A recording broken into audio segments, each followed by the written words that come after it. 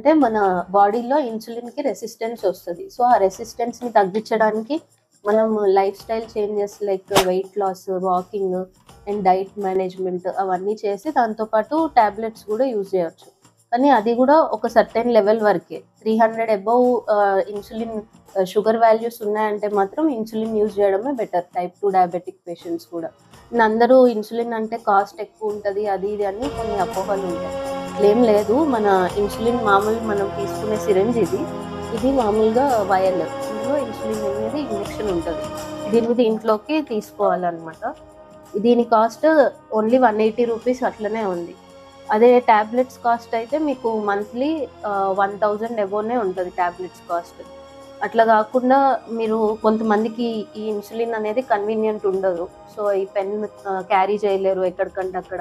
Storage conditions అవన్నీ చూసుకోవాలి కాబట్టి, ఇట్లాంటి ఫార్మ్‌లో పెన్ ఫార్మ్‌లో గూడా మనకి ఇన్సులిన్ అనేది అవైలబిలిటీ ఉంది.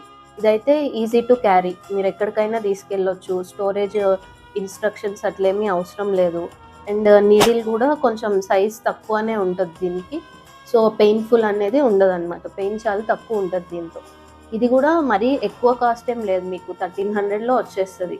So, tablets, insulin 2 almost same cost ఉన్నాయి. మీరేదో ఇన్సులిన్ కాస్ట్ ఎక్కువుంటది, మేము ఎఫోర్డ్ చేయలేము అట్లాంటిది ఏమీ లేదు. ఇన్సులిన్ గూడా సేమ్ కాస్ట్‌లో వస్తది మీకు.